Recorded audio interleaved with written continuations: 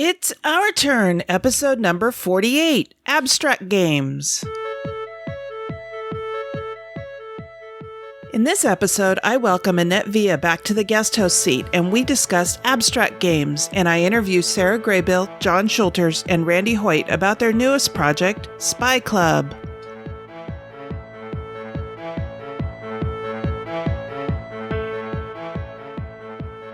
This is the Dice Tower Network, adding games to your wish list since 2005.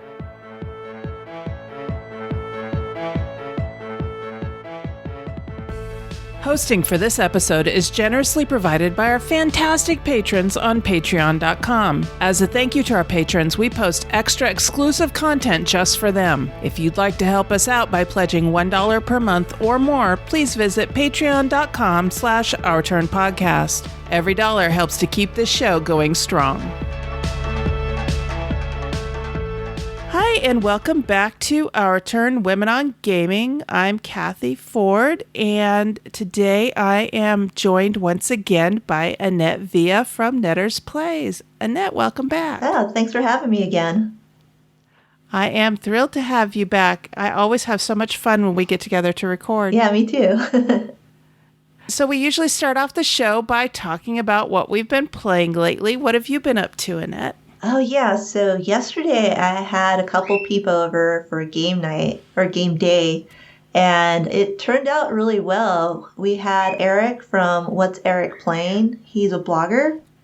And so he came over. He went to Gen Con, and he brought a whole bunch of Gen Con games. Oh, fun. Yeah. And then I also had Ambi and her husband, Ambi from Board Game Blitz. Mm-hmm.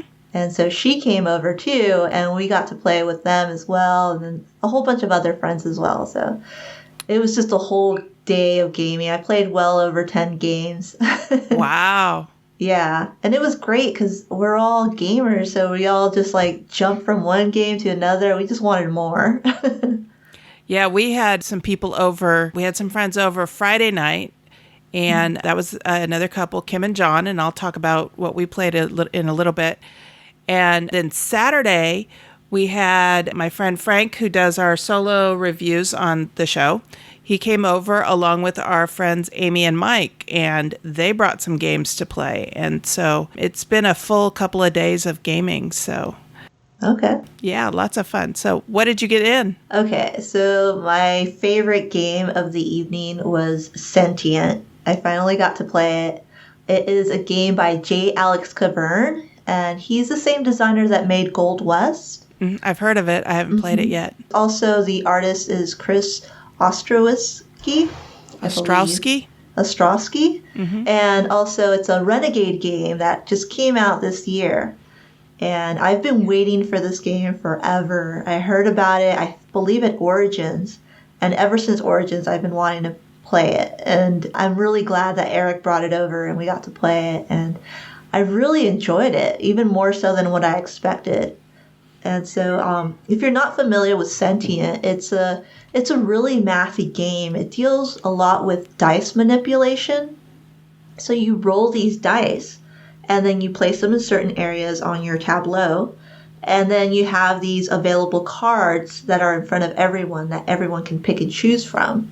And so there's a little bit of kind of a betting system because you have to place a little meeple at the card that you want. So you have to place a meeple above that card. And then you can also place an assistant so you can form a majority. And so between cards that you're selecting, you're creating this majority system with those meeples to take those cards.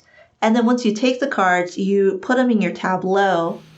And then the top of the cards will actually let you know if you add a value to the dice that was placed there, or you subtract a value if it's the same. So you're adding and subtracting the values. You're manipulating the dice values. And then the thing is that you score points based on the cards themselves that you're gathering. And if you meet a certain requirement on the card, say both dice that need to be beside that card need to be a certain value, like a 6, so then you'll score a certain amount of points. The thing is that throughout the game, while you're collecting these cards, these values are constantly switching up. And so sometimes it'll throw you off because you're not gathering the right points to meet the demand of a certain card. Oh. Yeah, so it's really mathy, and it's really like, oh, I want to take this card, but it's going to throw off the value of the dice that's next to it. And so maybe I shouldn't take that card. But in the end, we all scored. There was the three of us. All three of us were new players to it. And we all scored within like 5 points of each other. Oh, wow. That is a close game. Right. So it ended up like being a really good game. I think all three of us throughout the game were just constantly saying like, oh yeah, we want this game. Like, oh yeah, we're going to take this game away from Eric. Like he's going to go home without this game tonight. So is this a 5? It's a definite 5. I mean, I already wanted it before, since Origins. And now I want it even more, so it's more or less like a 6. Oh, wow. Wow. Yeah, it's a really good game. I like games that have a lot of math in it. Oh, and so you're going to love one of the ones I'm talking about today. But perfect. First, I want to talk about Dragon Dodge. Have you heard of Dragon Dodge?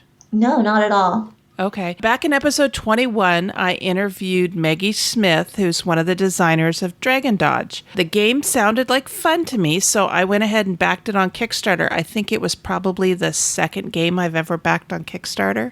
Okay. So, it's a small game, but, it sounded intriguing to me when I talked to her. It was delivered not too long ago. It's a game for 2 to 4 players, but even that has an interesting kind of twist to it. Let me explain.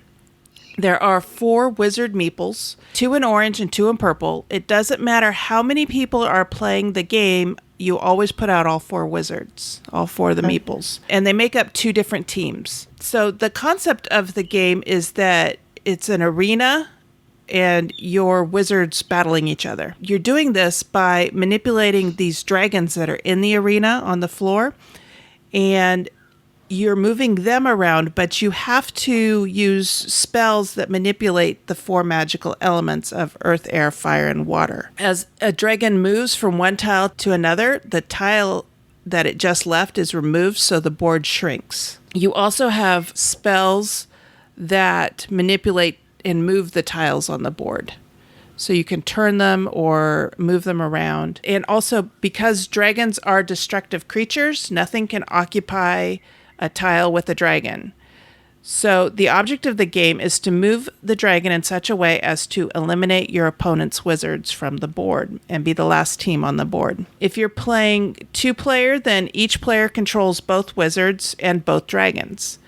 If you're playing 3-player, 2 players are on one team and 1 player controls the other team. And then if you're playing 4-player, it's a 2-on-2 game.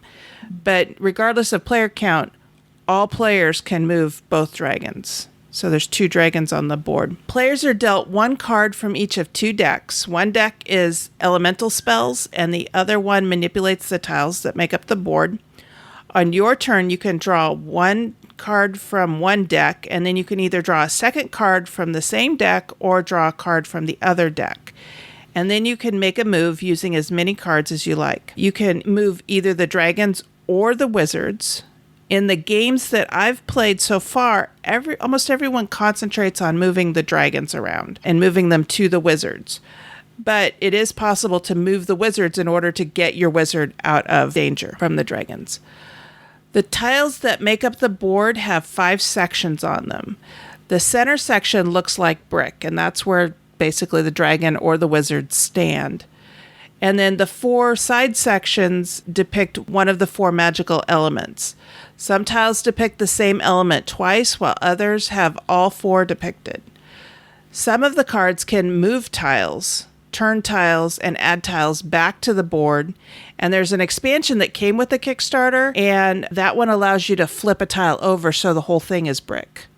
And that cuts down on the number of elements that you need to manipulate to move on or off of that tile. I found this game to be kind of a fun, crunchy filler game. It plays in about 15 to 20 minutes. You have to think about it, how you're going to manipulate the tiles, how you're going to move the dragons, how to counter what your opponents are doing on your turn. If you're playing with another person, you want to try and coordinate with them a little bit, but because you don't know what they have in their hand and they don't know what you have in your hand, so that's a little difficult. You can't say, oh, I've got this and you've got that and let's do this, because you each move in turn. Okay. So, for instance, in the 4-player game we played the other night, Mark would go and then Kim, and we were playing guys against girls. And so Mark would go and then Kim would go and then John would go and then I would go. And it just depends on what you have in your hand when you draw. And the hand sizes are usually pretty small. You do have the option of either moving or passing. Once you've drawn your cards, you're like, no, there's nothing I can do with this hand right now. Okay, your turn. So it's got a lot of variability to it. You can vary it in the way you set up the board. So they have 3 or 4 patterns that you can lay the tiles out in that kind of change the way the arena is set up and where the dragons are placed and where the wizards are placed. It's kind of a crunchy, like I said, a crunchy filler game. It was a lot of fun. Mark and I tried it 2-player and then we tried it 4-player. Haven't played it 3-player yet. I think it's a good game. I give it a 4. Okay. We had a lot of fun with it. Did you like it better as a 2-player or 4-player? It was different for each one because you had 4 brains working on it rather than 2. Right. I thought it was pretty much the same. Okay. Yeah, now that I think about it, yeah, it played pretty much the same. It's just you all took your turns going around. Okay. So that was Dragon Dodge. Dragon Dodge from Hidden Creek Games. The Kickstarter is long over, but they're still selling copies of it. And if anybody's interested, I'll have a link in the show notes to where you can get a copy of your own if you want. Okay. Mm-hmm. Yeah, well, another game that we also played is called Flip Ships. Now, Flip Ships just came out at Gen Con, too. Oh, okay. I haven't heard of this one. Oh, yeah. It's a fun little dexterity game. It's by Kane Klenko, who also made Fuse. And it's a renegade game as well. And Flip Ships is a dexterity game where you have these tokens, these round tokens, you put them on the edge of your table and then you flick them up with your fingers. So you could flick it up and then they shoot forward. And what you're trying to do is land these tokens on these cards that you're placing. So you have 5 cards in a row and you have 2 rows.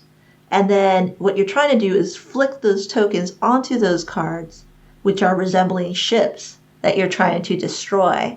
And if the token lands on a card, then it's destroyed. And if it doesn't land on a card, well, it's not destroyed. And then it's a co-op. So you are trying to shoot, like, say, 3 ships, so 3 tokens. And then another person comes in and says, okay, like, you did some damage, but I'll try to take care of the rest. So then everyone's trying to take turns of destroying the 2 rows of ships that are coming towards you.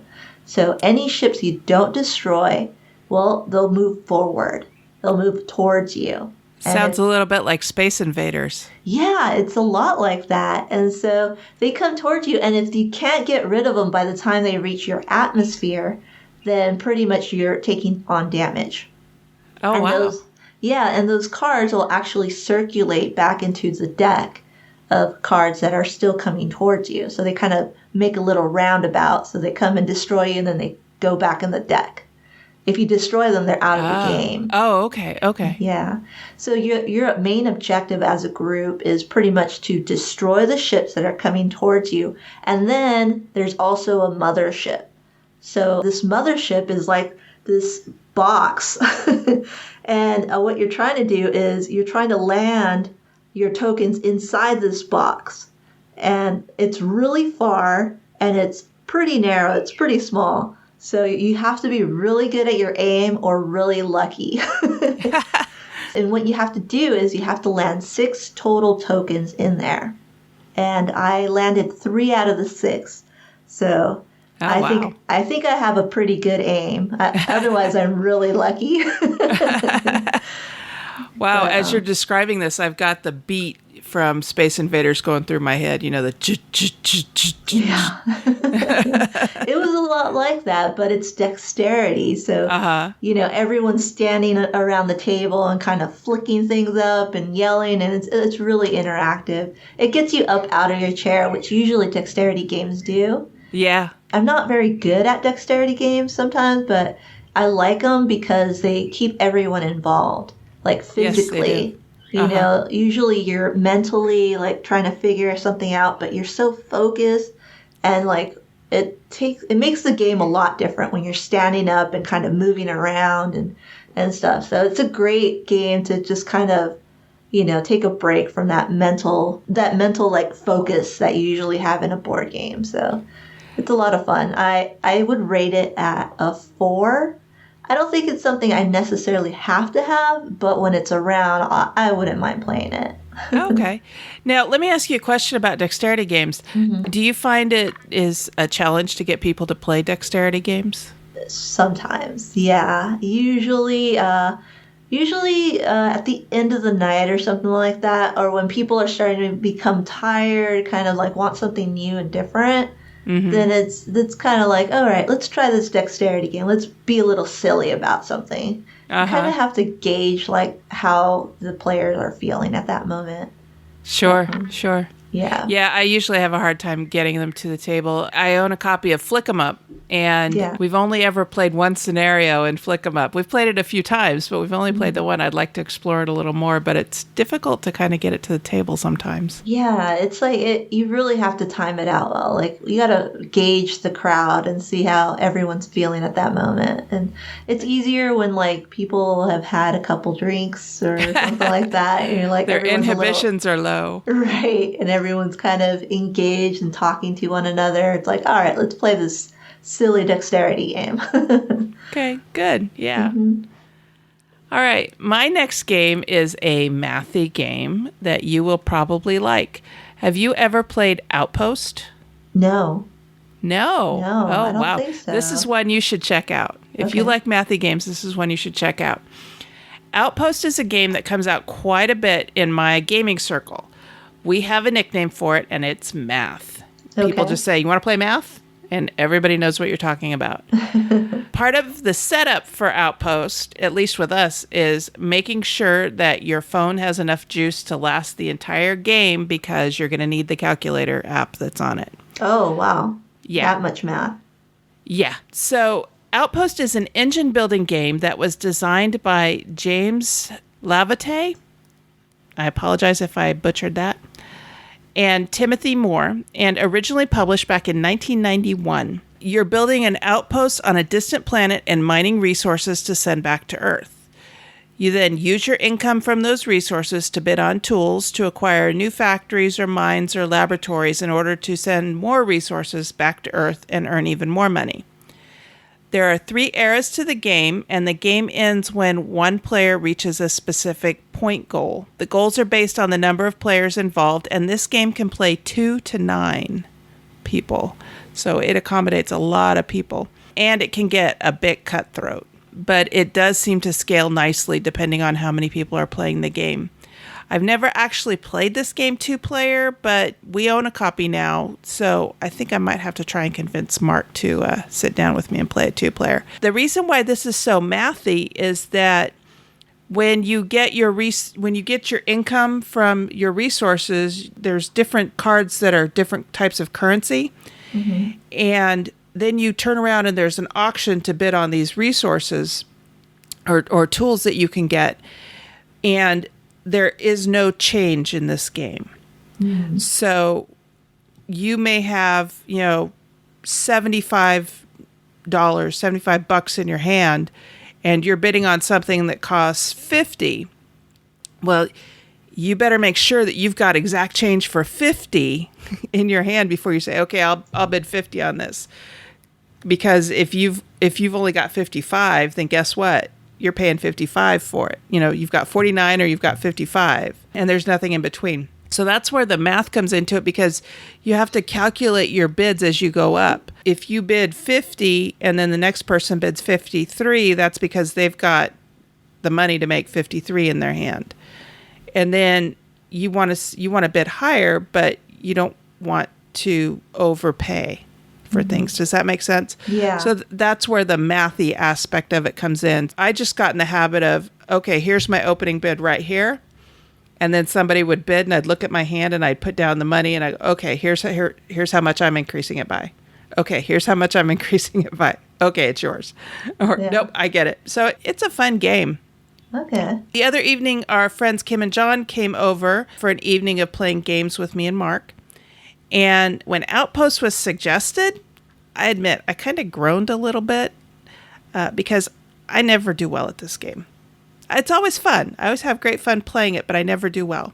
I usually seem to get trounced. And historically, Mark and Kim are really, really good at this game and are really tough to beat. But the other night, I set aside my apprehension because I knew it would still be fun, win or lose. To my surprise, not only did I win, but John and I were able to thrash Kim and Mark. And this isn't a team game. John came in second. He was just as surprised to come in second as I was to come in first. Kim was more than 20 points behind me. Behind both of us, actually. And Mark was even further behind her. They just couldn't get their engine going in this game for some reason. And mine just, I guess, went into overdrive. So I'm just reveling in my victory right now. I've probably played this game, I don't know, 20 or 30 times. And I think this is probably the second time I've ever won. And I've played, except for the 2-player, I've played at all kinds of player counts. But I'm going to revel in my victory for now. And I know that should. and I know that Mark and Kim are going to come back with a vengeance next time. But I definitely give this game a good solid 4. I'll play it anytime it comes out. We actually own a copy. We found a copy at Half Price Books and just couldn't pass it up. Okay. So, yeah, this is a good solid 4. If you can find a copy, absolutely get a hold of it. And if you see it on the table somewhere, sit down and play, because chances are you're not going to max it out. Okay. Yeah. I'll have to search it. I looked it up right now, and I like the sci-fi theme to it. I'm a big sucker for anything sci-fi. I'm like, yes, give that to me. Yeah, it's a lot of fun. I'll have to look into that one. Cool. Well, another game I also managed to play is this game called Viral. I've heard of that one. Yeah, it's an Arcade Wonders. It's a part of the Dice Tower Essentials. Mm-hmm. Yeah, so it's by Gil Diori and Antonio Salsa Lara. And it's all about biology and the human body. And we're viruses. The players are playing the viruses, and we're all trying to infect the body. And there's certain parts of the body that will gain you certain amounts of points. So whoever has the most of their viruses at that location, like the heart, the brain, the small intestine, or like the kidneys, or any part of that, you will gain a certain amount of points if you have the most of your viruses there. So it makes it into an area control type of game. Oh, okay. Yeah, and so how do you get your viruses onto the body is played by cards, by playing cards. So you have all the same cards where you have all the body parts, and then you have certain special like effects. So you have like aggressive viruses, or you have the bully virus or something like that. If you apply the bully virus to your intestines, then you can go ahead and you can place your viruses in there, and then you could attack, or you can move, or you can do something like that. And so it's kind of like a programming, because everyone simultaneously chooses what actions to do and what part of the body. Oh, okay. And then everyone reveals. And then we all do that in a turn order. And then we do it again. So we do 2 actions pretty much. 2 simultaneously selected actions. And then from there, we figure out like what happened to the body. And so all these points are awarded. There's this special crisis event that might happen when the body is infected too much in a certain area. There's a crisis. There's also research that's done. So certain, I guess, doctors are seeing these viruses in the body, so they do research. And if enough research is done, then they'll get rid of all your viruses on the board. Now, does somebody play the researchers, or is that No. the game playing against you? That's the game playing against you. So it's a time okay. track. So there's certain parts of the body give you points, but they also give the researcher points on the track. Oh, okay. Yeah. So you have to be aware of that too. You might get a lot of points, but because you're there, there might be more research done upon you. Oh, interesting. Yeah, so we played it as a 5-player game. And to tell you the truth, when I first saw the game, I was kind of like, it looks really cheesy. It looks like a kid's game in a way. The art style is a little cartoony from what I've seen. Right. And it's kind of cutesy, like Monster Inc. in a way. And so I was like, I don't know how good this game will be. But it entertained me. I was enjoying it. Of course, my friends were around. They were all happy, saying a bunch of puns and lots of laughs with the, human body. So that was entertaining. However, I don't think I would buy this game. If it was around and if I was interested, I'd probably play it, but it depends on the crowd too. Oh, okay. I actually did get to win the game, even though I was behind the whole time. I eventually... I love it when that happens. Yeah, I eventually came back and I gathered the right cards to destroy people pretty much. I didn't do it at the beginning, but at the end, I was hammering out these knives and shanking everyone in the body. So it turned out to be a fun little game. Yeah, we were all laughing, and we thought it was a good game. Not great, but pretty fun. What would you give it? I would give it a 3.5. Okay. Yeah. So, good game, but with some bugs? Yeah, a lot of bugs, a lot of little bugs. Okay. That's cool. The last game that I'm going to talk about today is one that I actually reviewed back in episode 38. So not too long ago. I reviewed Artifacts, Inc. Have you ever played that one? No, I haven't. Okay. It was designed by Ryan Laukat. Laukat? And he did Above and Below and Near and Far. Yeah. And it was published back in 2015. Mark and I had played it and really enjoyed it. And I gave it a 4 on our rating scale. We played it 2-player, but I wanted to revisit it and play it with more people to see how that worked. Well, the other night when Kim and John came over, we pulled out Artifacts, Inc. and taught them how to play it.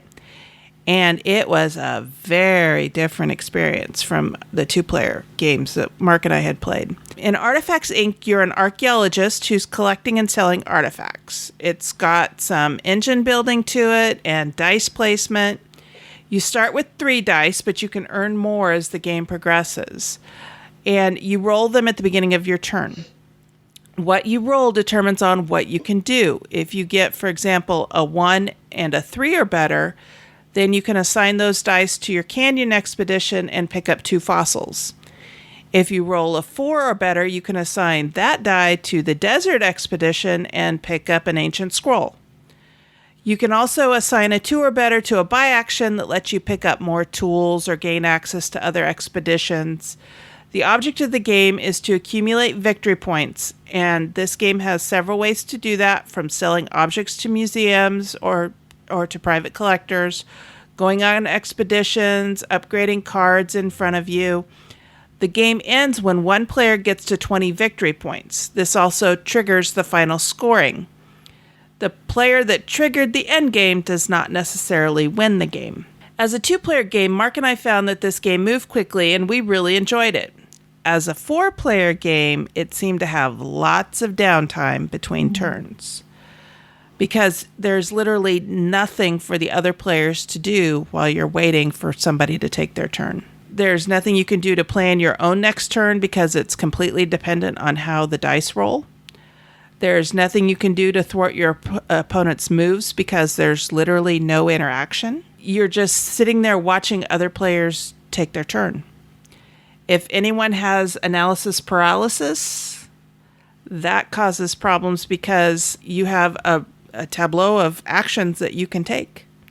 And you roll your dice and then you're like, what shall I do? Right.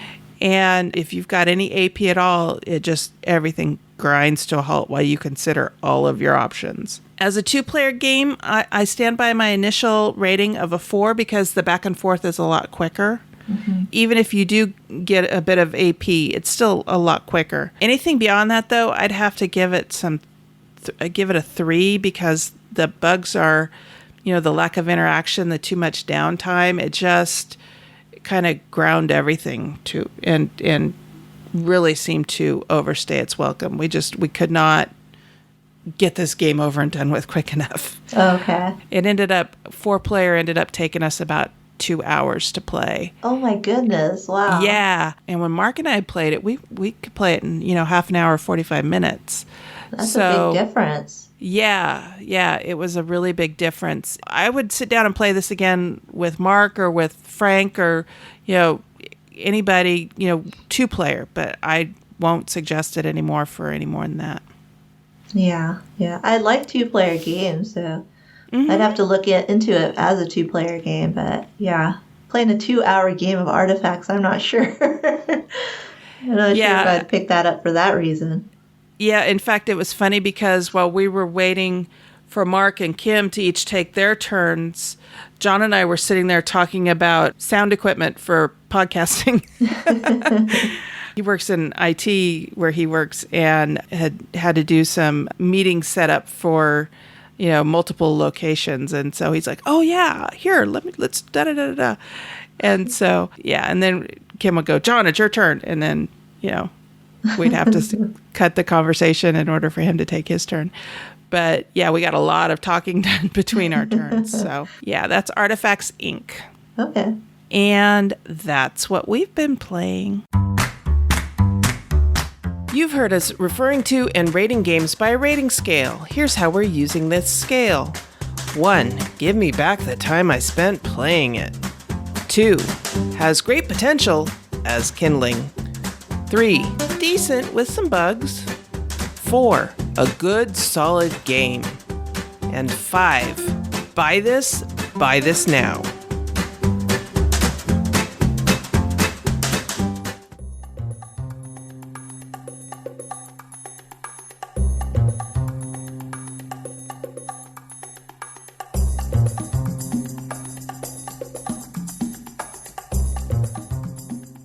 Today for the interview, I am joined once again by Sarah Graybill and John Shulters from Blackstraw Games, and they have introduced me to Randy Hoyt from Foxtrot Games, and they are all here today to talk about a new design that Randy has created, and it's a game on Kickstarter now called Spy Club. Welcome to the show.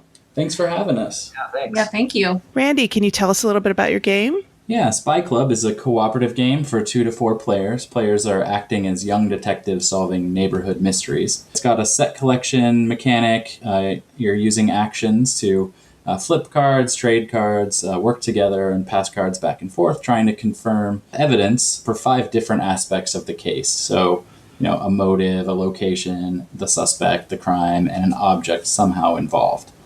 And if you can solve all 5 of these aspects of a case before the suspect escapes, or you run out of clues, or a handful of other ways that you can lose, you will win the game and solve the case. So is this a cooperative game or a one versus many? No, it is a cooperative game. So you are all playing young detectives working together, and the suspect is controlled by a movement deck, and the suspect will move around and cause bad events to try to sabotage your case.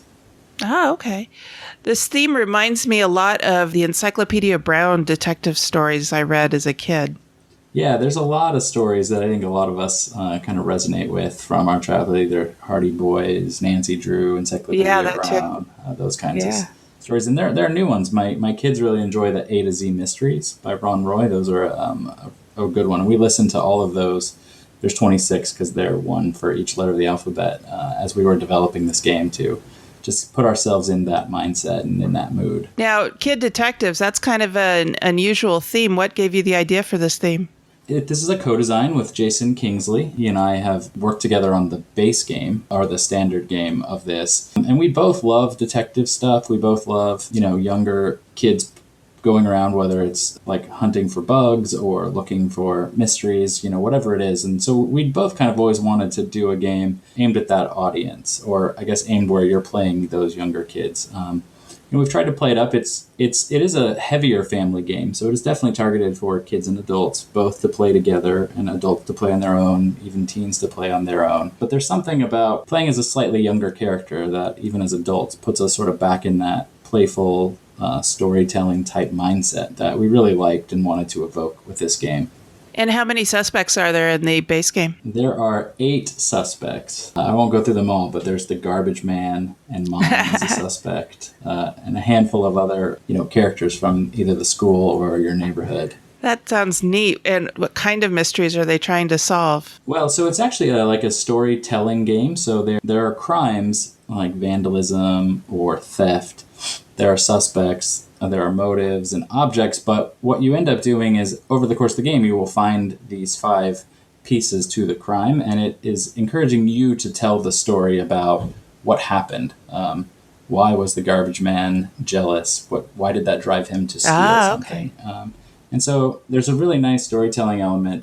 They're not prepackaged scripted mysteries. They're emerging kind of storytelling-driven mysteries. And people really have a lot of fun with it. That sounds neat. Now, John and Sarah, how are you involved in this project? So we're helping to do development work, which means we got brought on to help streamline and play test and develop some of the base game. And I don't know if we'd mentioned it just yet, but the reason we keep calling that the base game is because there's this really cool campaign element to this game, built, baked right into Spy Club, what we're calling a mosaic game, and where you unlock new content every game that you play. So as you're telling these mysteries in just a standalone game, you try to solve these 5 aspects of the crime, or these 5 pieces of the crime, as Randy talked about. And then if you're playing a campaign game, you would select one of those that you think is really involved in this master crime that you see being kind of plotting and seeing evidence for throughout your neighborhood. So you'd walk away,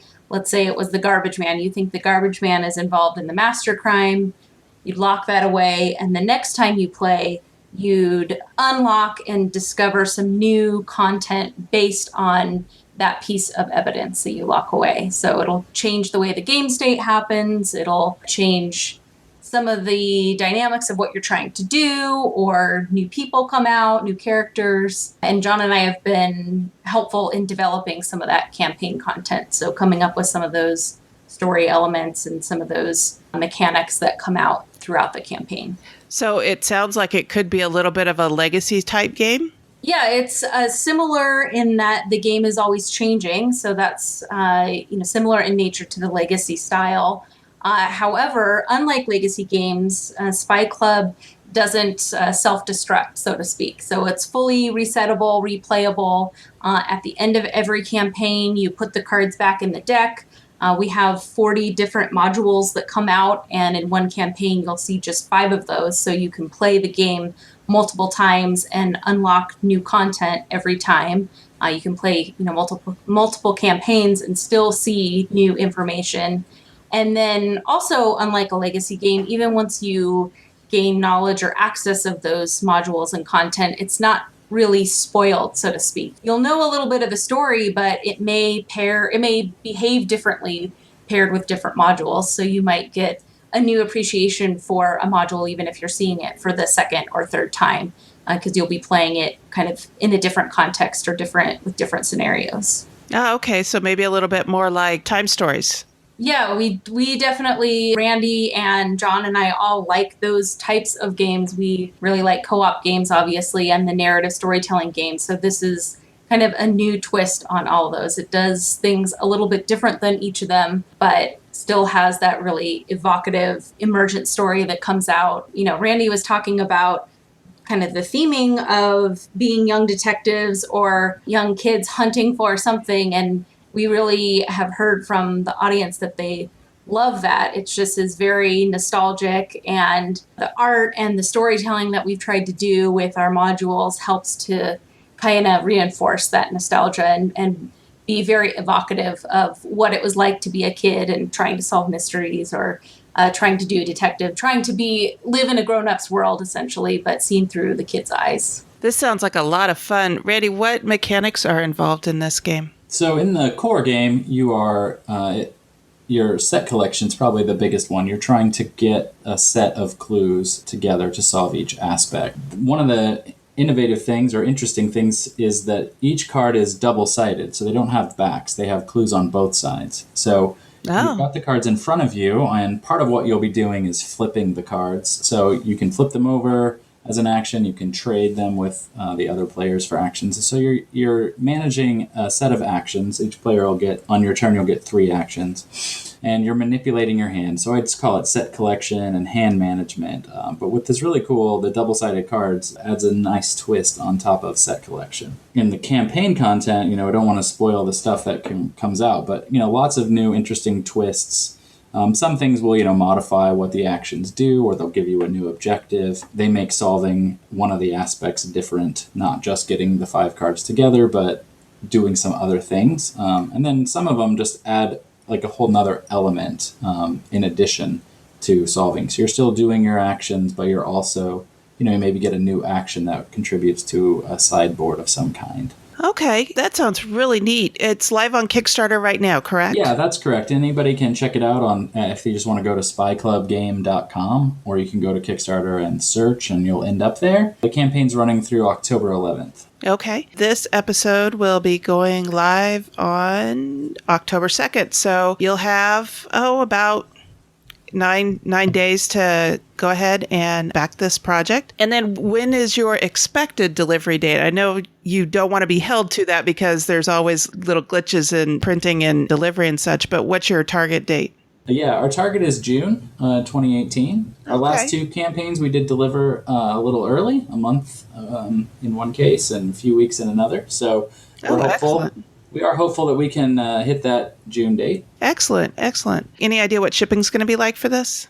Well, the shipping, you mean for pricing or? Well, is shipping included in the price, or is there a little bit extra for shipping in the U.S. or in Europe? We include UK and US shipping for free. We've been partnering excellent. with somebody in the UK to handle that. And then we have a small extra amount for in the EU. It is EU friendly. We will be shipping from the UK, so all the VAT and customs will be paid when we ship it to our fulfillment center, so backers won't have to add that on. So, Randy, I'm curious, what got you interested in developing games? Yeah, so, back, like a lot of people, my story comes through Catan. It's when I really got serious about playing hobby board games. I guess a little bit before that I was into the gift series. They were abstract games. I started playing those maybe first, and then moved into Catan, and I did have the Texas Hold'em poker phase that I think a lot of us have also had. And then from Catan, I think Carcassonne was really the first modern board game that I really loved. I mean, I enjoyed Catan, and we played it a lot, but getting into Carcassonne is where I could see myself playing hobby board games for, the rest of my life, or the rest of the foreseeable future. And just started playing a lot of games. And when Kickstarter, really came online and people started making board games, I had done some design as a kid, especially middle school. I made this really cool solitaire game. I still know the rules, and it was pretty good for a middle schooler making a game. And I tried a bunch of different games, but always just tinkering around and never really thought much about it or even realized how you would go from making a paper prototype to a published game, not really understanding the process. And getting into the gift series, I was really into that and researched the author. I heard an interview with a designer, and it sort of clicked to me that board games are made by real people, and that's a thing you could do, and that there would be a process for getting that out to the public. And with Kickstarter, it provided a way that I could see and that felt doable for me, even with a regular job, is something I could do on the side. My brother is an artist, illustrator, graphic designer type person, and we were playing games at a family reunion. He lives in Portland, Oregon, but we get together every summer as a family, and he said, we should just do this. You've got these design ideas. I've been wanting to do art for a game. We should just jump in and do it. And so, we got a game that we thought would be a good fit for Kickstarter, and we, play tested it, and he did the artwork for it, and we got it ready.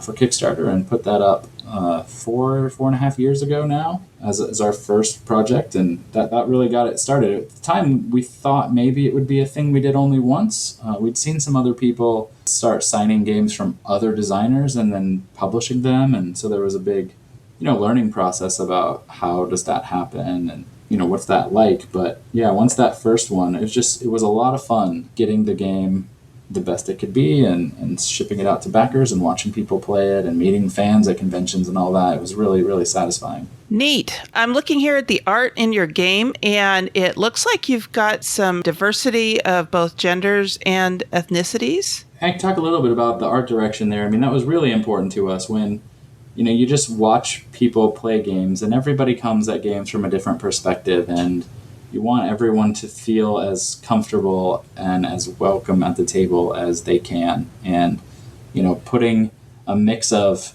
genders and races and just whatever it is, all those different elements, ages, we've got characters of different ages. Even in this kids game, we've got, with the characters that you play, there's some younger characters and older characters. And with the suspects, we have, younger suspects and older suspects. We just wanted everybody to feel included and not feel that this somehow wasn't a game for them. Okay. And I see that you've got, different colors here, but you've also addressed accessibility issues with little icons in the corner too. Yeah, so with set collection games, you're often color based. And with this, one of the challenges with this was that we wanted it to be really storytelling and immersive of the theme. And when you do that, you often can't pull off the color tones, and so you can't have all the suspects be purple very easily and all the crimes be blue. And so a big part of the art direction was, the prototypes had solid colored cards with little icons, like just a white icon that represented whatever the particular motive or crime was. And it was quite a challenge. My co-designer, Jason Kingsley, handled the art direction with the artist, but they worked really hard to make sure that all of the objects in the game feel yellow, and when you're looking across the table, you can see that they're yellow, but it doesn't look like they're run through a filter or weird lighting or anything, that they don't look unnatural.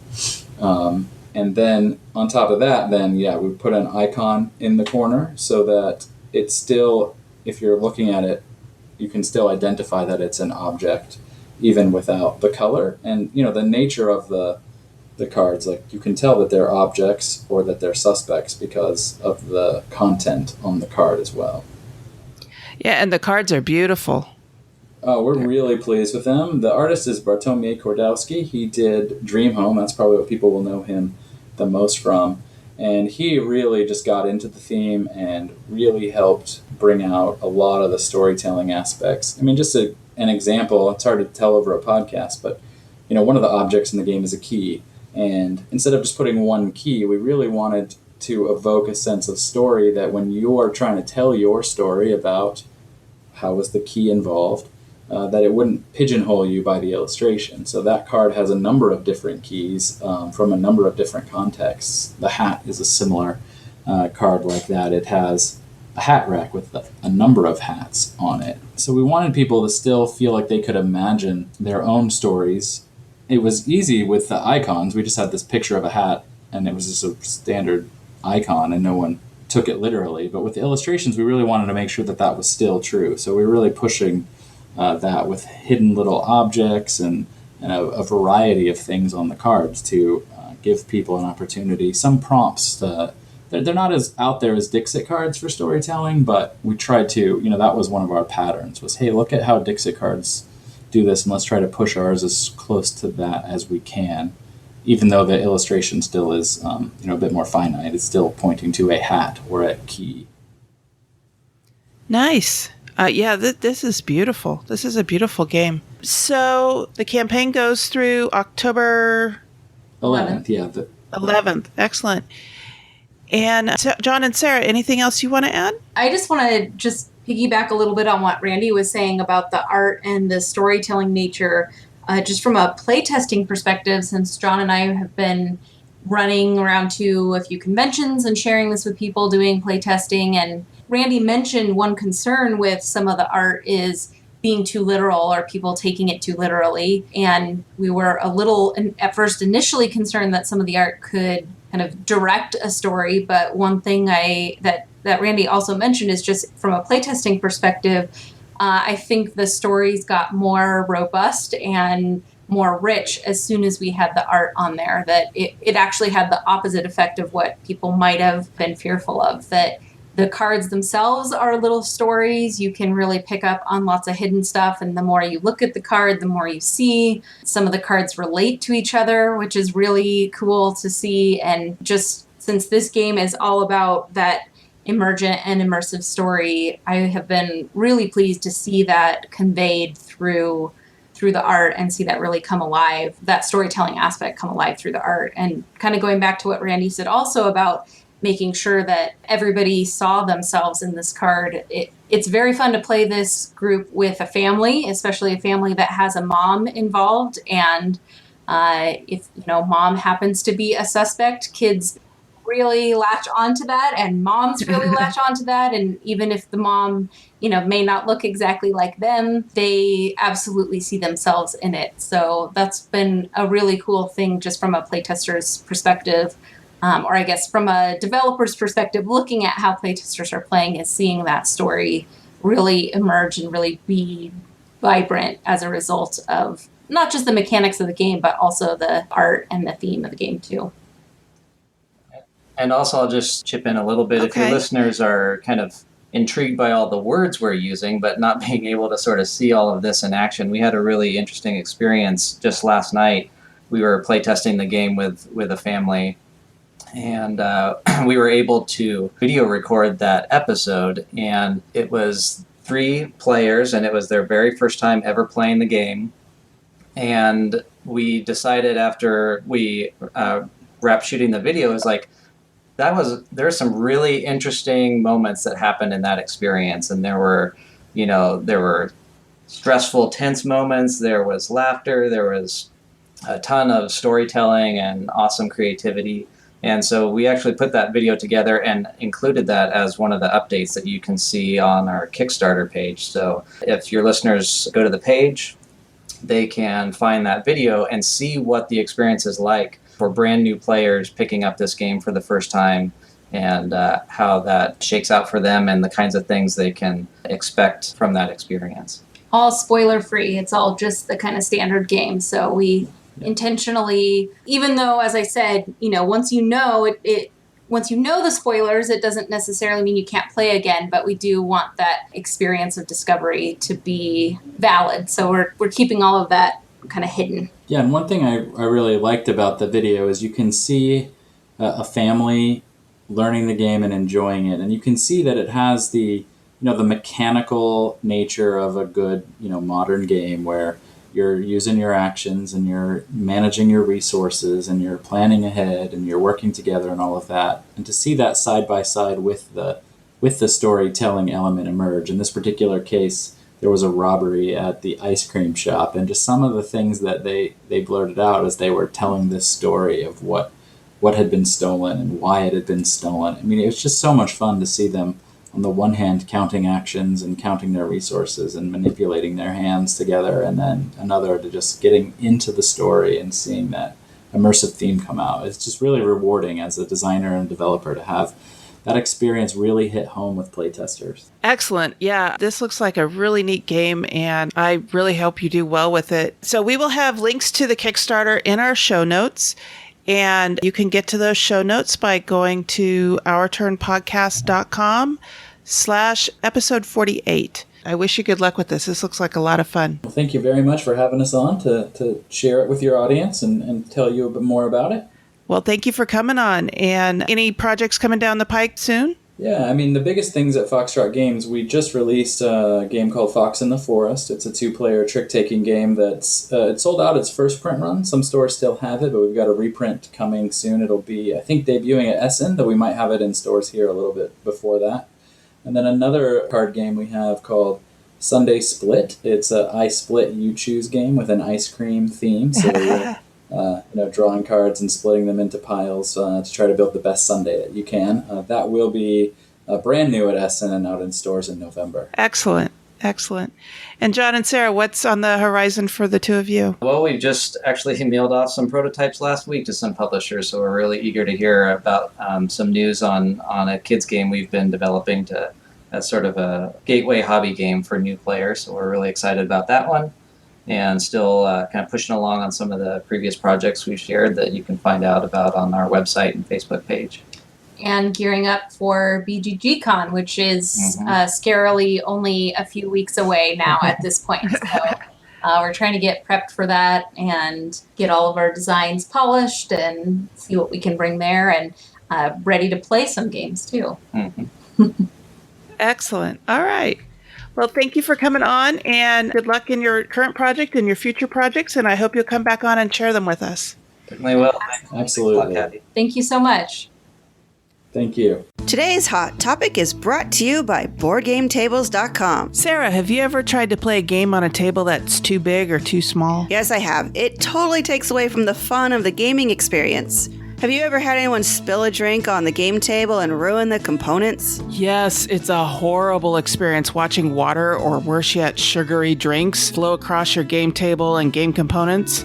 Have you ever been trying to learn a game and wanted to leave it set up but couldn't because the table was needed for something else, like, dinner? Oh, yeah, it stinks only having one table for everything, playing and eating. Well, now there's another option. BoardGameTables.com makes tables that are great for playing on and using for family meals, or just protecting your game from little hands or curious pets. Yeah, I've heard they have lots of options for customizing, include, cup holders, drawers, card holder slots, plexiglass, wing shelves, and different kinds of table toppers. Their tables are made out of high-quality oak, elder, cherry, or African mahogany, and stained to beautifully match other furniture that you already have in your home, with a variety of fabric colors to line the inset portion of the table. You can pick your favorite color or a color that goes with the decor you already have in your home. I definitely got a plan to save up for one of these beauties. Hey, where can I find out more information? Check out BoardGameTables.com. You can see what they have to offer and place your order. Don't forget to let them know you heard about it on Our Turn Women on Gaming.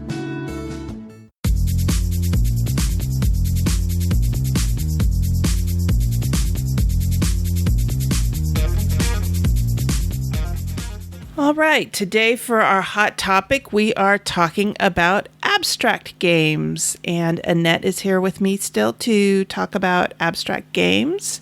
And I looked up the definition for abstract games because I wanted to be able to really narrow things down.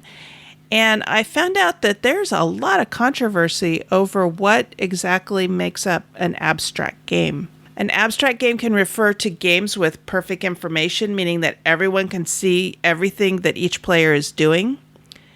And they usually have alternating turns and no randomness. Abstract games are usually, but not always, for two players.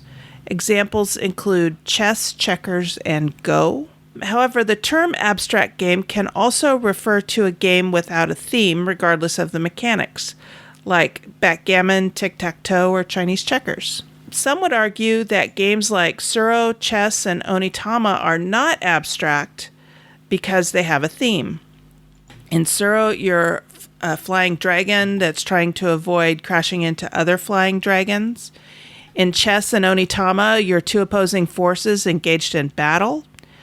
Suro has hidden information, while chess and Onitama, all information is open to all players. I really felt challenged in coming up with a definition for this one. I would say that there is minimal randomness to these games, and they can be games for any number of players. I was going to say that the games have to have perfect information, but that would leave out games like Quirkle, Suro, Dominoes, Poker, Cribbage, all of which I'd have to call abstract. Perhaps there's a sliding scale to abstract games. What do you think, Annette? Yeah, I do think there is some controversy with abstract games and the definition of it mainly. But I think it's probably fair to say that there is a sliding scale, like you mentioned. There's a difference between like a pure abstract game, where it's just the simple definition of perfect information, no theme, just mechanics. And the thing is that throughout time, it's kind of evolved. The definition has evolved to applying more things to it, hidden information, for example, or different form of mechanic to it. Or theme. Or theme, even.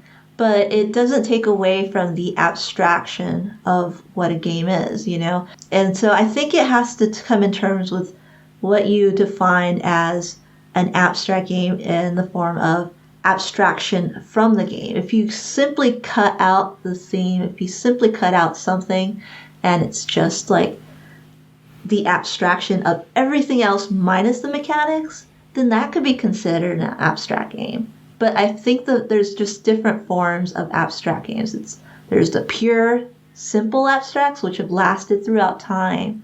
But then again, there's current modern day abstract games, which I still think are considered abstract games, even though they might have some hidden information. You know, It doesn't make them less of an abstract game. It just makes them less pure, I guess, by definition. Okay, yeah, I can see that.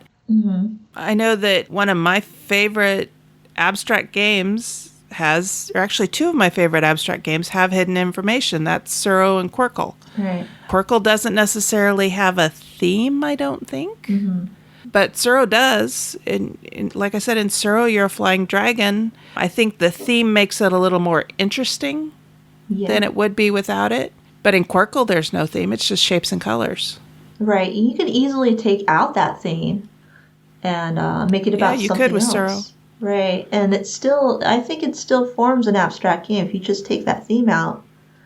You know, whereas a lot of games are dependent on the theme. You know. That's true. So it doesn't make them an abstract game. Yeah, I definitely could not imagine playing Firefly without the Firefly theme. Right. With just the mechanics, that wouldn't make any sense. Yeah. I mean, there's other games like, for example, Luna. I don't know if you've played Luna. Mm-mm. It's all perfect information. So everything is available there. Everyone has information on what everyone else can do. The board is just laid out. You can pre-plan it and have it planned out so far in advance that you pretty much more or less know what is available, what players should be playing, what you should be playing. But I don't think that's an abstract game just because it solely has perfect information. There's a lot more other mechanics layered on top of it to make it not an abstract game. Okay. Mm-hmm. So it's just basically everything is boiled down to its simplest form, perhaps? Right. Maybe it's just the simplest form. I don't know. It's just so hard to define like an abstract game. It's so hard to define like purity. Yeah, that's true. Mm-hmm. That's true. So we've got some good abstract games here to talk about. But if you are interested in a list of abstract games, I found one on BoardGameGeek.com that is 455 pages long. Wow. So I will have a link to that list in the show notes. I did not spend my time looking through the whole thing, but I will tell you that I got to like page 8 and I had yet to find a game that I had heard of. Right. Well, there's so many games, like games that lasted for so long. And the games that have lasted for so many years, you know, thousands of years, have been games that are just simple to teach. You know, they're simple games that you can pass on from one person to another and also pass on from one generation to another. And they exist now because of that simplicity to it. Exactly. Mm-hmm. Exactly. What's one of your favorite abstract games? Oh, one of my favorite is Yinch. So Yinch is a part of the Gift series. It's a whole series of different abstract games. The designer is Chris Berm, and this game's been around since 2003. And it's a simple 2-player game. And what you have are these rings. And every player has these set of rings that they're trying to place on the board. So there's 2 parts to the game. You have this weird kind of, not grid system, but it crosses, the intersections cross 6 times. So you have like kind of like a hex. And what you're trying to do is place a ring at the cross or the intersections of those hexes. And so you have 5 rings and you're alternating. You place one down, your opponent places one, you place one, until all 5 rings of your color are out. And then the game begins. So the game begins because you place the circular disc within the ring, and you can pick any one of your colored rings, and then you can move your ring any distance in any direction from that intersection. And what you're trying to do in the game is align 5 of your circular disc in a row, and they have to be just consistent. It could be in one line. But the thing is that your opponent can also jump over your own disc and switch the colors. So it's kind of like Othello in a way, where if you place, your opponent places or jumps over your pip, it'll switch the color of it. So it's not easy just to bring up 5 of your own color in a row, because your opponent can easily jump over your disc and flip the color of it. So I find that game as a great 2-player game. Mitch and myself, we often play that one. It plays within like 20 or 30 minutes, depending on how much you want to think about it. But for us, it's about 20 or 30 minutes. And it's a really great game. I'm a fan of chess, and he's a fan of Othello. And so I kind of thought this was a game that, kind of intermixes the two in a way. And so it's really worked for us. Okay. Mm-hmm. I have played chess. I have not played Othello. Okay. And I've never heard of, how do you pronounce it? Yinch? Mm-hmm. Yeah, I haven't heard of that one yet. So, okay. Yeah. Interesting. It's a really fun 2-player game. It's not something I would really bring out in a convention, but it's something to like have over coffee or tea, in the morning or something like that. It's a really nice, casual, kind of abstract game. And how long did you say it takes to play? For us, it takes about 20 or 30 minutes. Okay, okay. The first one that I want to talk about is it's actually one of those that has quite literally been around for thousands of years, and that is Mancala. Mancala is a game from the Ethiopian and Eritrean regions of Africa. At least that's where they found solid evidence of it as of 700 years ago, but they've also found other archaeological evidence of it going back to Sumeria and Egypt and all kinds of places, thousands of years back. This may very well be the oldest game we've ever talked about on the show, which I'm kind of tickled about. I don't know why, but I just am. The word Mancala actually refers to a family of games and a mechanism. I'm going to talk about the version of the game that I'm most familiar with. In this version of Mancala, there's a wooden board with 6 cups on each side and a tray called the Mancala at each end. This is a 2-player game, and each player owns the cups on her side of the board and the Mancala on her right, so you play facing each other. Using stones, marbles, seeds, or pebbles, the game is set up by placing 4 stones in each cup. The game starts with one player picking up all the stones in one cup on her side of the board and distributing them one at a time into each of the following cups and her own Mancala in counterclockwise fashion. Anything that gets dropped into her Mancala is out of play. If the last piece she drops is into an empty cup on her side of the board, she captures that piece and any pieces directly opposite of that cup and places them into her Mancala. The game ends when one side of the board is empty. The winner is the player with the most number of pieces in her Mancala. This game's easy to teach, and it plays quickly in about 15 minutes, and it's one that I will often want to play again once the game is over. So it's real easy to set it up again and go again. It's also pretty easy to bring out with kids in the 6 to 8-year-old range, and it's easy to play with both gamers and non-gamers alike. I give this one a 5 because I think that it's one of those games that should be a staple in any collection. And like I said, it's easy to bring it out for both gamers and non-gamers. So it's fun to have around when your non-gaming family shows up and to keep kids entertained. Right. For sure. Yeah, I have my own copy of Mancala too. Mm-hmm. So, same here. It's a game that I played when I was little. I taught my sister how to play.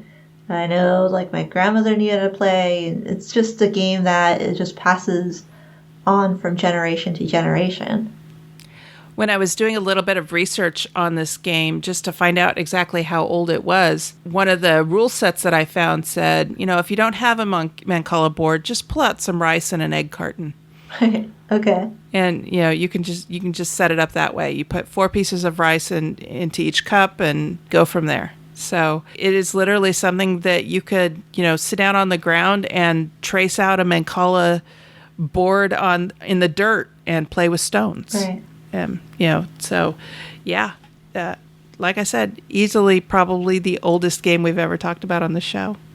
Yeah, and it's a game that every family should have, I think, just like you said.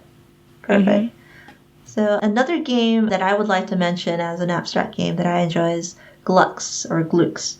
And it's by the designer Jacob Andrusk. And it's a 2016 game. It came out last year. And I had never heard of this game before last BGG Con when it actually came out at Spiel last year.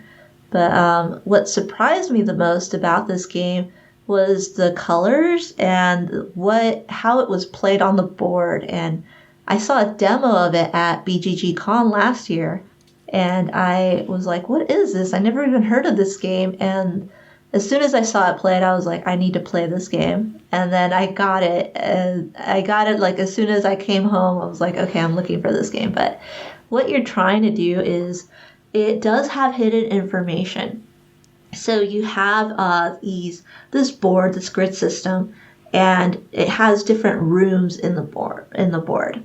So you have a number of different types of rooms depending on number of players. It's a double-sided board. So it's a smaller board or grid system for 2 players. For 3 or 4, you play on the other side. And what you're trying to do is, it's an area majority game. So you're trying to win these rooms by obtaining the most number of pips in that room. And so the pips are on tokens. These tokens are in your bag. You draw one out, and the token can either be a number 1, or on the other side it'll be a number 6. Or it could be a 3 or a 4 or a 5 and a 2. So you draw one out and then you place it on the board. And what you do is when you place it on a board, if it's a 2, for example, then you can either move 2 up, 2 to the left, 2 to the side for future turns. So based on the pip number that you place, your next move, you can place a certain distance away from that. And so it builds on. And usually what you're trying to do is trying to obtain the most number of your pips in these rooms. But in order to get there, you have to use the distance or the value of those pips as well. So it's kind of confusing, but it's a really fun and interesting game. It's a game that really surprised me. And I've introduced it as pretty much a filler game because it's easy to teach. Whenever I'm trying to introduce new gamers to this abstract game, usually abstract games aren't very appealing towards people, but because of the colorfulness of it, very bright colors, everyone's just like, I haven't heard of this. It's an abstract game. I'm not sure if I'm going to like it, but as soon as I put it on the board and just put one pip out, I don't even explain the rules. I just put one out and say, okay, these are your options.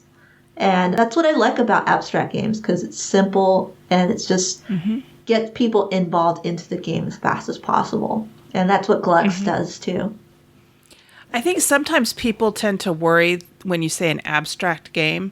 I think they tend to worry about something like chess. Right. Chess is not a difficult game to teach. Right.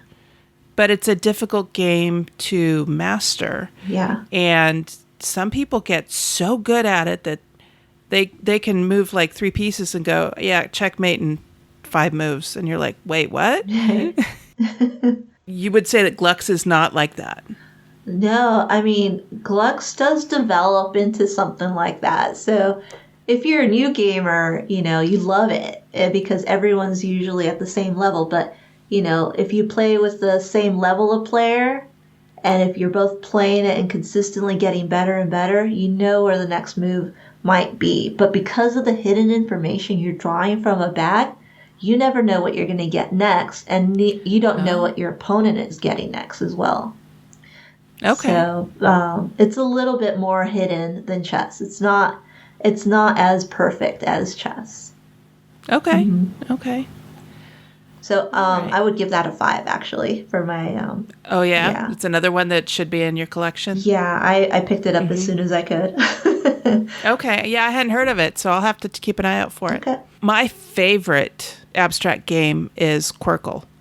I love playing Quirkle. It's a game that I love to bring out, again, both for my gamer and non-gamer friends. I've taken this to, gamer game days, and I've taken this to family events, and everybody always has a good time with it, regardless. It plays in about 45 minutes, and it was designed by Susan McKinley Ross in 2006 and published by Mindware. Quirkle is a domino-style game where each piece has a colored shape. There are 6 shapes and 6 colors, and each shape comes in each color. Each player draws a hand of 6 pieces and places them so that the other players cannot see them. And they're good, chunky domino-style pieces. Play begins with the player who can place the largest number of pieces that all share the same attribute with no repetition. For example, 3 squares of 3 different colors, or 4 purple pieces with no repetition in shape. A Quirkle is a set of all 6 colors in one shape, or all 6 shapes of one color. You score 1 point for each block in the line, and an additional 6 points for completing a Quirkle. The first player to run out of tiles after the bag is empty ends the game, and the player with the highest score wins. This one, for me, is another 5 because it's a great game to have available, like I said, for gamers or non-gamers who just want to have a light, quick, fun game. It's a great game to play after a heavy game, for example. It is for ages 6 and up, so it's a great game to play with kids. I have to admit, it doesn't come out very often just because we've got so many other games to play right now. But when it does, we always have a good time with it. Everyone who plays it has had fun with it. I have yet to see anybody who gets angry or upset or wants to flip the table at Quirkle. Like I said, this is a 5, and my copy's not going anywhere out of my collection anytime soon. Yeah, I have this game too, and I have to agree, it's one of the better family games that I have. Every time I go to visit family, I always grab my Quirkle and take it with me, because I had that one experience last year where one of my aunts, she just doesn't like any board games except for Scrabble. And I told her, I was like, oh, this is sort of like Scrabble, except it has no letters or anything like that. And she was kind of like, oh, really? So I piqued her interest. And it's kind of like Scrabble in a way because you're intersecting. So you're laying them out in certain ways, and vertical or horizontal, and they intersect. And I was like, oh, it's kind of like that, Scrabble. So she picked it up, and she actually got it. And she, at the end of the game, I'm not sure if she won or I did. It doesn't matter. But she was involved, and she was entertained, and she was just like, this is a good game. So because it sold her, I definitely will keep it around. Now, here's another question. Is Scrabble an abstract game? Oh, gosh. I don't know that one. I hadn't thought about that. Yeah, I haven't thought about it. Are word creation games abstract games? Oh, that's a good question, because words, just applying words to a game like that, I don't know. Usually you think of abstract games as not having any words. Right. But then again, the dictionary would be perfect information. But not everyone has the same kind of vocabulary as others, too. Mm-hmm. So we're not in the same playing field. I'm not sure if I would consider that an abstract, but I could see why it would be, sort of. Well, there's a question for discussion on Board Game Geek on our guild. Right. Is something like Scrabble considered an abstract game? Mm-hmm. All right. Well, a game that I would also consider an abstract game that's fairly recent is Patchwork. So Patchwork is by famed designer Uwe Rosenberg. And I hadn't thought of this one as an abstract game. Yeah, well, I think it does follow under an abstract because it has perfect information. And what you're trying to do is what's available to your other opponent, except that you're applying a grid system and you're applying these different pieces which are different shapes. I guess usually in abstracts you have like just a single shape to represent its placement of where it can go, what it can take over. But that's sort of the same thing as patchwork with the tiles, even though the tiles are different shaped.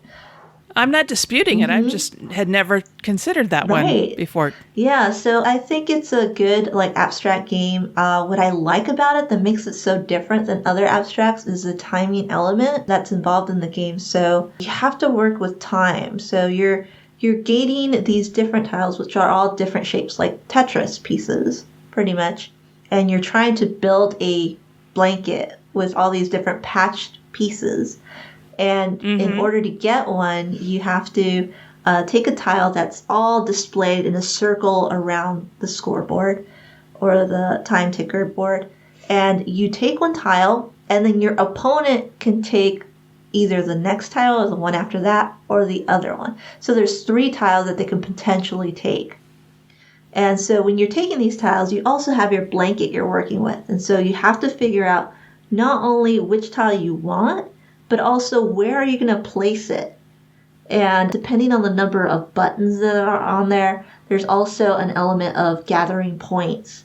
There's also an element of spending those buttons in order to move on the time track. So there's just a lot of decisions to make. That there's these different layers, and one of the layers is the timing element. When should you take this one? Because if you take a certain tile, then you'll make certain tiles unavailable or available for your opponent. And that makes it a little different, and that's why I really enjoy Patchwork. I would definitely suggest Patchwork as a great 2-player game. It's a number 5 for me. Have you played Patchwork before? No, I haven't. Oh. And I would like to. Okay. Actually, my mom is a quilter. And so this is a game that I would love to play and try out and see if it's one that she would enjoy. Because I think my mom and my aunt both live down in Phoenix. At least my mom lives down there about half the year. And so I think this is a game that they would probably enjoy playing, but I'd need to play it before I'm going to recommend it to them. Right. But I've heard good things about it, and I would like to try it. Yeah. Do they like Tetris? I don't know. Okay. Because that's... They're neither of them are real computer people. Okay. My mom, they both know how to use a computer, but the computer's not something they turn to for fun. Does that make sense? Yeah, definitely. That's what I would usually sell it on to someone. Oh, it's just like Tetris. And Tetris would be an abstract game for sure. Right. Okay. All right. The last one that I'm going to talk about and recommend is Onitama. Onitama came to my attention when Tom Vassell of the Dice Tower announced it as a part of the Dice Tower Essentials line in 2014. It's a chess-style game for 2 players, but it only has 5 pieces. And it also has an interesting movement mechanism. In Onitama, you have a master and 4 disciples, and the object of the game is to either capture your opponent's master or get your master to the other master's seat on the board. At the beginning of the game, 5 movement cards are dealt, 2 to each player, and 1 goes next to the board. You can use either of the 2 movement cards in front of you to move 1 piece on your turn on the board, and then you take that movement card and you place it next to the board and take the card that's already there. Players can see what movement cards each other has and make their moves based on that information. I really enjoy this game. I picked it up at KublaCon, not this last KublaCon, but the one before, back in 2016. And we pulled it out and started playing it right away. And it is just a lot of fun. And I love the movement mechanism because it limits what you can do and how you can move. But because there's more than just 5 cards in the game, it's variable. So one game you're going to have, 5 specific movements, and then the next game you may have 2 movements that you didn't have before. And it's a really interesting variant on the chess idea. And I give it a 5. Again, it's another one that's easy to teach and learn how to play. I think it is one that is going to take a long time to actually master and become truly proficient in it. So it's similar to chess in that way, but because it's such a small package, it's easy to take with you and set it up quickly and play a game. It plays in about 15 to 20 minutes. Mark and I have literally taken this game to a restaurant with us and placed our order and then rolled out Onitama and played it and had it done before dinner came. Yeah. And when I say rolled out the game, the the board is made out of mouse pad material. So it literally rolls up, and then the pieces fit into a perfect little organizer that holds it all together. And so I can literally drop this in my purse and take it with me. Of course, I have a big purse, but it's not a heavy game. It's not a hard game. So I definitely give it a 5. Have you ever played Onitama? Yeah, actually, Mitch and I had a similar experience with it too, where we took it to a cafe and we played it at a cafe. We ordered our drinks, and then we're like, okay, we'll just play a game. And our drinks came and we continued playing. It's a game you can easily play like one after another because of its variability. And I found that it gets a lot of interest from people who are watching you play too, because it looks similar to chess, but it's not chess. Right. It's easy to just tell them how to play too, and I really enjoy that game. It doesn't take that much time. Like chess can take a long time sometimes, but Onitama is a little bit more compact, and I like that about it too. We have put together some honorable mentions that we also want to bring up. Like I said, Board Game Geek has a list of 455 pages of games, and that's like 25 games per page, so that's a lot. We're not even coming close to scratching the surface here. But some honorable mentions that I wanted to bring up are backgammon, chess and checkers, of course, Chinese checkers. Did you play Chinese checkers as a kid? Oh, I did. I played it with my great-grandmother. Yeah. Yeah. And one that I found at Board Game BlitzCon was Circular Reasoning. Did you have a chance to play that one there? No, I didn't. That's a Mensa mind game. And that one, if I remember correctly, you each have 3 pieces, and you're trying to get those pieces to the center of the concentric circles, but you also have to use your pieces to block other players from getting in. And I believe it plays 2 to 4. Okay. I could be wrong about that, but I believe it does. We also posted on Twitter, the 2 of us did, and we got some feedback from people on their favorite abstract games. And I've got a list here: Rumicube, Twixt, Roll For It, Czar, Tzaar, Inish, which is one that you talked about, Through the Desert, which, if I remember correctly, that was on a top 10 list that they did on the Dice Tower, and it actually came up on Tom and Eric's list, both, and then it also came up as a favorite for the public list that they do. But I've never heard of it. Have you ever played Through the Desert? No, I haven't. But I know they have really cute camels in that game. Yeah, I've never even heard of it, so I'll have to keep an eye out for that one. Cathedral, have you played that one? I haven't even heard of that one. Okay. Hive is one that is on my short list. Yeah. TAC. Yep, I played that one. I saw TAC being played at KublaCon in 2016. Yeah, they had a one. giant TAC. Yeah.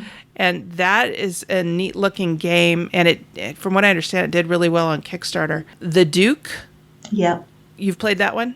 I have played that one. It's like a tile game. It's kind of like chess in a way. You draw from a bag, and the tile will tell you what placements you can move your people or your little pieces. So it's kind of like Onitama in a way, but the cards usually tell you like where you can place, but instead it's a tile that you're drawing from a bag. Okay. Kamisato? No, haven't even heard of that. Have you ever played Tigris and Euphrates? Somebody mentioned Tigris and Euphrates as an abstract game, and I would not have thought that was an abstract game, but maybe it is. I haven't played it. No, I haven't played it either. I wouldn't even know. Okay, now I got to look that one up. Samurai? Yep, I played that one. I definitely considered that one for today's list. Okay. And Dogmas? I've heard of that one. I haven't played it. Okay. Somebody also mentioned Onitama, and then Corridor, and that's spelled Quoridor. I've seen it, but I haven't played that one either. Okay. Yeah. Yeah. Like I said, there are thousands of them. So Right. we haven't even scratched the surface, but we would like to know what is your favorite abstract style game. And we will have a link to the thread in Board Game Geek in our guild in our show notes. And that's going to be ourturnpodcast.com/episode 48. So thanks for joining me for this discussion, Annette. That's been a lot of fun. Yeah, it has been fun. Thanks for having me on again.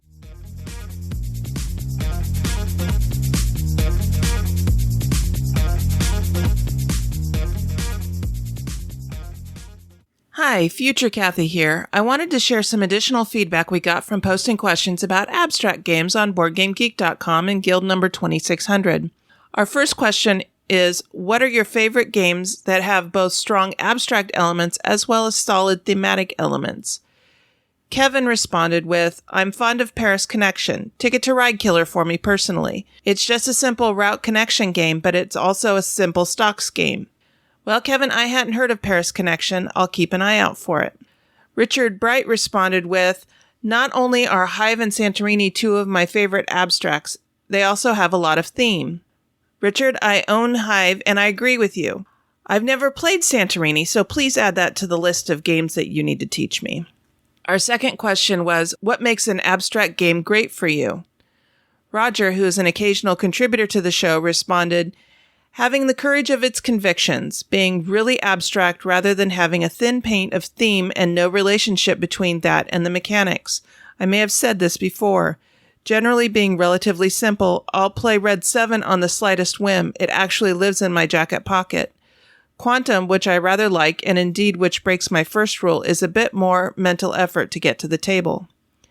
Stephanie told us, I don't know. I don't really play many abstract games. I usually just rate them as okay. Oh, I guess Sagrada is abstract, and I like that one. It was very pretty and relaxing to play. Still enough of a thinky game to keep my brain occupied. I also want to try Santorini. Sagrada and, as I mentioned before, Santorini are both on my personal want-to-play lists. Kate H. said, I would have to say I gravitate toward the easy-to-learn, tough-to-master abstract games, and I prefer a clean and elegant presentation over a pasted-on theme that doesn't have anything to do with the mechanics. I don't play a lot of abstracts, but Pente is a perennial favorite. Richard Bright commented on this question too and said, for me, an abstract really shines when the rules are simple, but there is a depth of strategy involved. Take Quirkle, for example. Very simple rules, takes about a minute to teach, but there is some definite skill involved in playing. For example, not placing a fifth tile in a row to set up a Quirkle for other players, blocking Quirkles with placements, etc. Quirkle is one of my favorite abstract games, and yes, that does take time to master, but it is easy to learn.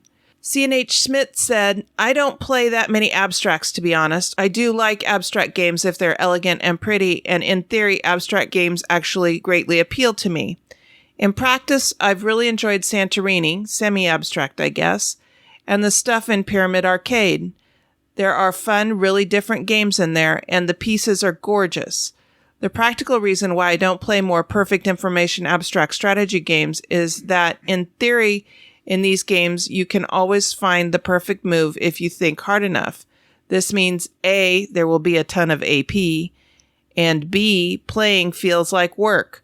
I work as a mathematician, so somehow this type of game to me feels like I need to approach it as a mathematical problem. But I already do that all day, so I don't really want to do it in my free time. I know a lot of mathematicians enjoy playing chess or Go in their free time. I'm not one of them. I actually want to play abstracts like in Pyramid Arcade more, even though several of them have perfect information.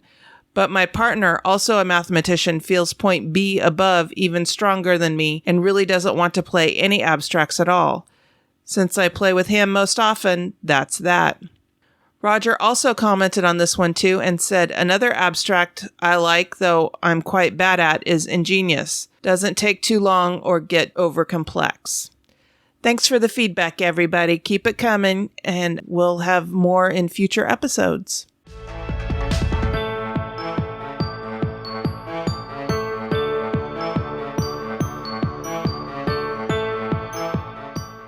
Okay, and now we're starting to wind things down and look ahead at what we'll be doing over the next few weeks.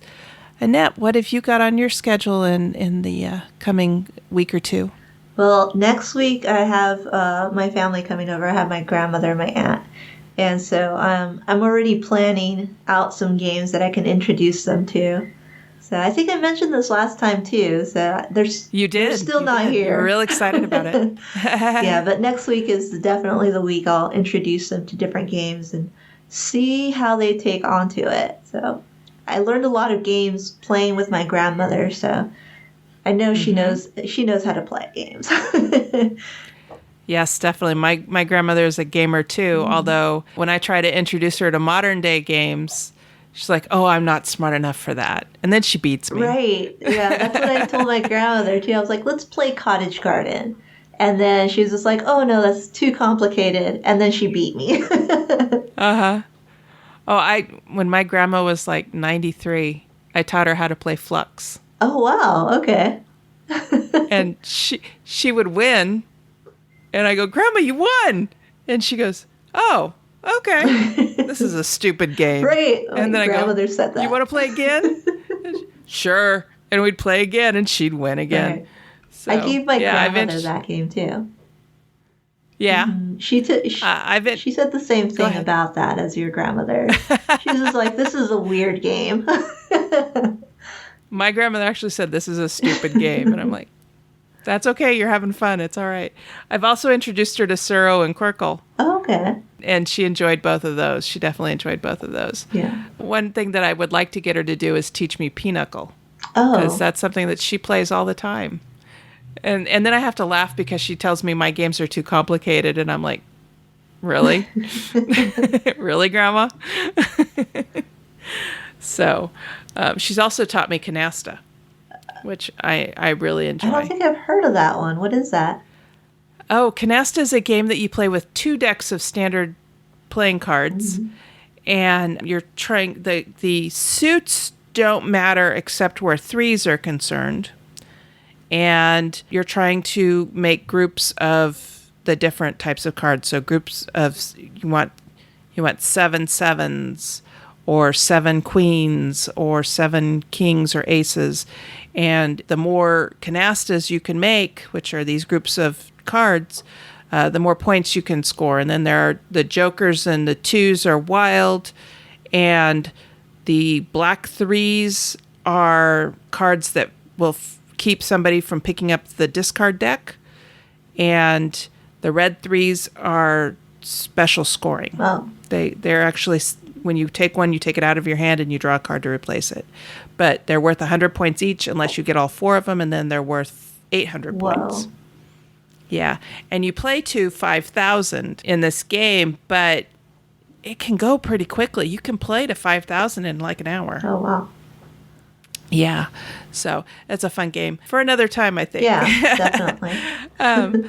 But yeah, that was one of the games that Grandma taught me, and I really enjoy that. So I'm glad you're going to have some time with your grandma and your aunt. Yeah, me too. I haven't seen them in a while, so it'll be fun to spend time with them. Yeah, that's great.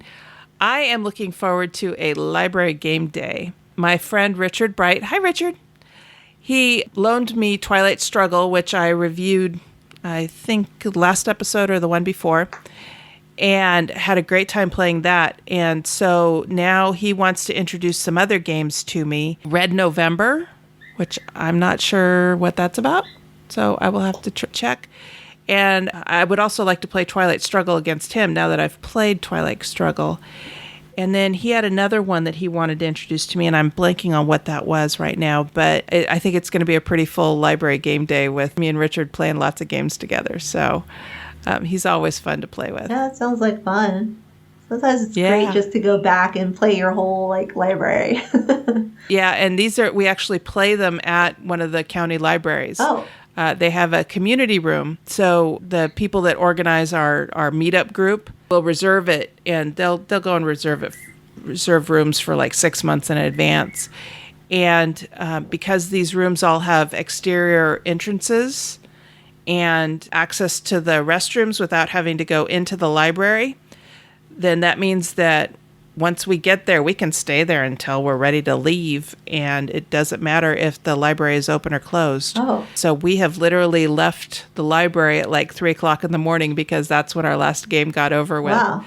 And you just take the key and you drop it in the library drop box, where you put books. Yeah. And you make sure the doors are locked and you leave. Yeah, it's a lot of fun. People bring all kinds of games, all types of games. It's open to the public, and we try to be very welcoming to people who are not necessarily members of our gaming group and introduce them to new games. You can always tell the people who are just coming to check things out because they'll walk in with like Connect 4 or Monopoly or Sorry, and those are fine family games. Those are good games. But then they look at what we've brought. Right. And they're like, I've never heard of this before. Right. And so we always try, if there's somebody who's not necessarily involved in a game, they'll get up and go over and greet people and say, I'd be happy to sit down and play your games with you, or I can show you a new game, and they'll go and get, a filler game or something that is, a nice, good gateway game to sit down and play with. So that's the kind of our public outreach in this area, and also an excuse for us to get together and play our games. So our meetup group does this about once a month. Okay. So, and usually it's towards the end of the month. Yeah, I mean, I always think about that with new gamers and how intimidating it might be to go to a meetup for board games, and you're bringing along Sorry or Monopoly, and you don't know, like, Exactly. so you don't know like what you're going into, and so seeing all these people with like Battlestar Galactica on the table, you're like, oh my gosh, But look at all those cards and all those pieces. right, look at that board. Yeah. Yeah. So, but it's always a lot of fun. Yeah. It's always a lot of It's fun. always about being welcoming and showing people all these new games. Exactly. And show them that there's more than just what's on sale at Target. Right. So where can people get a hold of you if they want to connect with you online? Yeah, so you can connect to me online as Netters Plays. So I'm on Twitter, Instagram. I'm also on Facebook, YouTube. And on YouTube, I also am a part of the Board Game Breakfast for the Dice Tower, and also the Meeples Included and the Instagamers Network, too. So that's all on YouTube. Oh, wow. Yeah. Neat. So you can find me just as Netters Plays anywhere. Just Google Netters Right. Plays and you'll come up. Yeah, exactly. Awesome. All right. And you can find me on Twitter. I run the @OurTurn podcast account. I also have my own personal account, which is Cathy's Brain, CATHYSBRAIN. And then my co-host Sarah runs our Facebook page, which is facebook.com/OurTurnPodcast.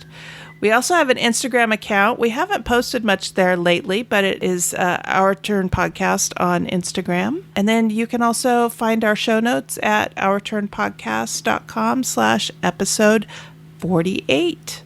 So thanks for joining me again, Annette. It is always so much fun to have you on. Yeah, I love coming on here, so it's always a pleasure for me too. Great. We'll definitely have you back. On behalf of the entire Our Turn podcast team, until next time, that was our turn. Now it's yours.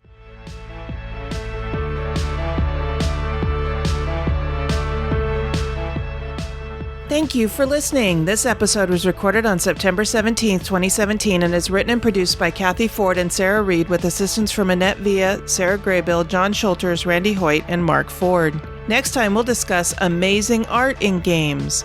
We want and encourage your questions, comments, and feedback. Please call 916-426-2873 and leave us a short voicemail, or send an email to feedback@ourturnpodcast.com.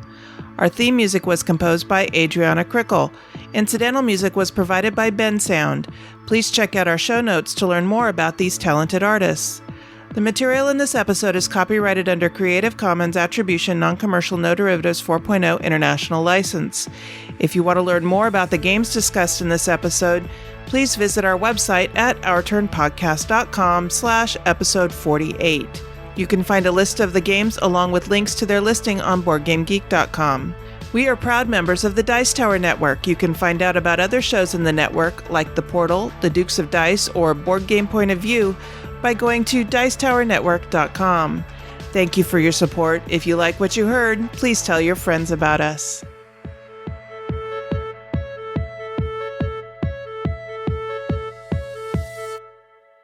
Episode 48 brought to you in part by the number 1, which is Cathy's Firefly count for this week.